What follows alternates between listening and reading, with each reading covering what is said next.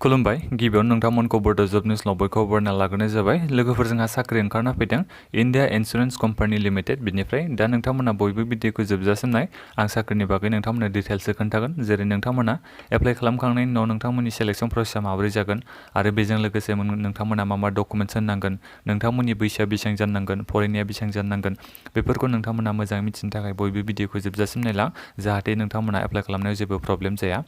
गिबियावनोथ' नोंथांमोना चेनेलखौ साबस्क्राइब खालामदो जायफोर बिथांमोना चेनेलाव गोदानै फैदों बिथांमोना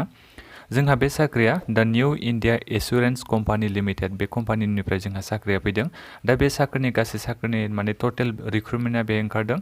300 साख्रिनि पस्टनि थाखाय जोंहा बे साख्रिया ओंखारना फैदों माने रिक्रुटमेन्टआ फैदों आरो साख्रिनि नामा जाहैबाय जोंहा एडमिनिस्ट्रेटिभ अफिसार होननानै बुङो सर्ट फर्माव बेखौ AO होननानैबो मिथियो बे जाहैबाय स्केल 1नि आरो जेनेरेल लिस्टनि थाखाय दा बे जाहैबाय जोंहा साख्रिनि नामा एडमिनिस्ट्रेटिभ ओमफ्राय साख्रिनि गासै टटेल भेकेन्सिया दङ जोंहा 300 दा बेहाय भेकेन्सिखौ जोंहा लोगोफोर केटेगरि वाइसआव रानदों जेरै SC ST OBC बेबायदियाव रानदों नोंथांमोना नायनो हागोन ने SC नि थाखाय 46टा दङ ST नि थाखाय 22टा दङ OBC बिथांमोननि थाखाय 81टा EWS बिथांमोननि थाखाय 30 ओमफ्राय आनरिजार्भ बिथांमोननि थाखाय 102 साख्रिनि भेकेन्सि दङ बेबायदि जोंहा केटेगरि वाइसआव साख्रिखौ राननाय दङ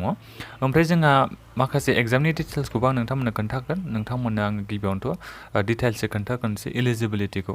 गिबियावनोथ' नोंथांमोननो एलिजिबिलिटिखौ नायनांगोन नालाय जेनेबा फरायनायफ्रा बेसेबां जानांगोन बैसोआ बेसेबां जानांगोन बेखौ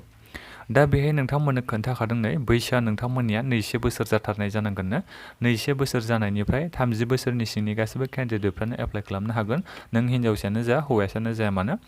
ओमफ्राय बेहाय जोंहा माने एजनि उपार एज लिमिट होनाय दंबावोसो नोंथांमोना जुदि सोरबाफोर SC ST केटेगरियाव गोलैयोबा 5 इयारनि जोंहा एजनि रिलेसन होनाय दं अब्ला नोंथांमोना नायनो हासिगोन जेनेबा 5 इयार्सबा ओरैबायदि जाहैबाय आरो लोगोफोर जोंहा बे माबा बोसोरनिफ्राय 22 बोसोरनिफ्राय 30 बोसोरबा अब्ला जोंहा जुदि SC ST आ 5 इयार्सनि एजनि उपार एज लिमिट होनाय दङबा जोंहा ओरै आरो 21 बोसोरनिफ्राय 35 बोसोरनि केन्डिडेटफ्रा गासिबो एप्लाइ खालामनो हागोन जायफोर बिथांमोना SC ST केटेगरियाव गोलैयो जोंहा बे जाबाय बैसोनि बेलाया दा जादों जोंहा मेन खोथायानो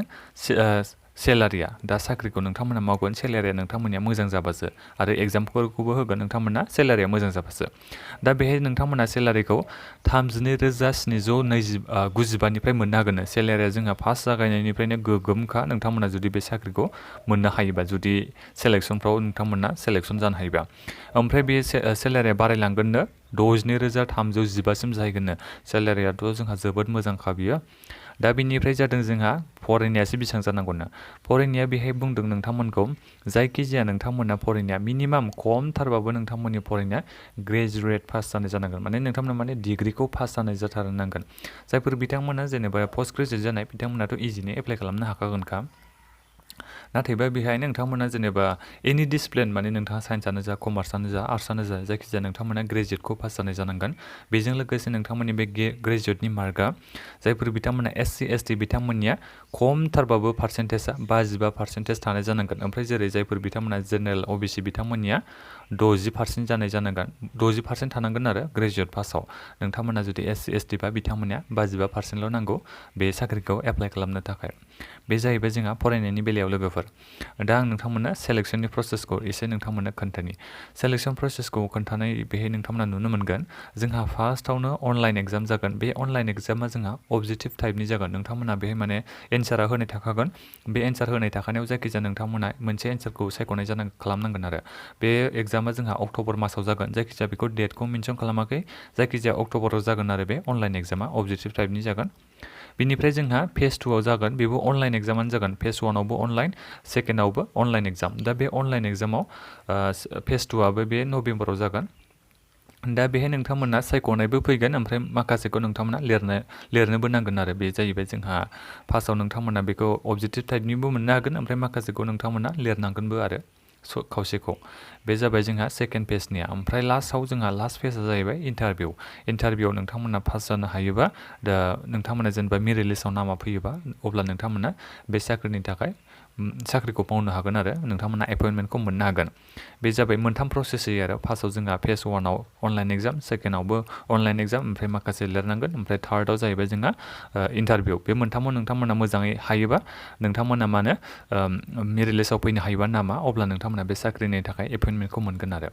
दा बिनिफ्राय साबजेक्टखौबो होनाय दंखायो लोगोफोर, नोंथांमोना बिथिं नायनो हागोन। नै जोंहा मा साबजेक्ट फरायनांगोन बेखौ नोंथांमोननो होदों आरो बेसेबां मार्क जागोन गासै मेक्सिमाम 100 मार्क्स थागोन। एग्जामखौ होनो थाखाय नोंथांमोना बेसेबां सम मोनगोन बेखौबो बेहाय होदों, नोंथांमोना नायनो हागोन। एग्जामखौ नोंथांमोना इंलिस नङाबा हिन्दी बे मोननै रावजोंहाय होनो हागोन होननानै नोंथांमोननो बे खोन्थानाय दङ।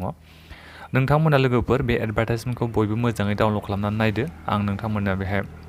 गासिबखौबो डिटेल्सै खोन्थानो हायासै, जेनेबा बेहायथ' गोबां रोखोमनि होनाय दङ, जेरै पार्सन विथ डिसेबिलिटि बिथांमोननि थाखायबो दङ, माखासे जेनेरेल इनफरमेसन होनाय दङ, इन्सट्राक्सन होनाय दङ, बेखौ नोंथांमोना बयबो नायनो हागोन। बेखौ नोंथांमोना अनलाइन एप्लाइनि लिंकखौ भिडिअ डिसक्रिपसनाव मोननो हागोन, नोंथांमोना बयबो चेक खालामबानो जाबाय। आरो आं बेखौथ' बुंखायो नोंथांमोननो जेनेबा एप्लाइ खालामनायनि सिगां बेहायथ' होनाय दं नालाय जोंनि बे डकुमेन्ट्सनि साइजआ बेसेबां जानांगोन बेखौ बेहाय मोजाङै डिटेल्सै होदों। नोंथांमोना बेखौ मोजाङै नाय एप्लाइ खालामनायनि सिगां। बे एडभार्टाइजमेन्ट लिंकखौ आङो भिडिअ डिसक्रिपसनाव होनानै दोनदों, नोंथांमोना भिडिअ डिसक्रिपसनाव नुनो मोनगोन। क्लिक हियार टु एप्लाइ अनलाइन, नोंथांमोना बेहाय थांनानै बयबो बे एडभार्टाइजमेन्टखौ डाउनलड खालामहैबानो जाबाय एप्लाइ खालामनायनि सिगां। दा जोंहा एप्लाइ खालामनायनि लास्ट डेटआ जाहैबाय माबायाव सेप्तेम्बरनि 2 खालाराव जोंहा बे एप्लाइ अनलाइना जोबहैगोन। नोंथांमोना बे 2 खालारनि सिगां एप्लाइ अनलाइनखौ खालामबानो जाबाय। ओमफ्राय जायफोर बिथांमोना जेनेबा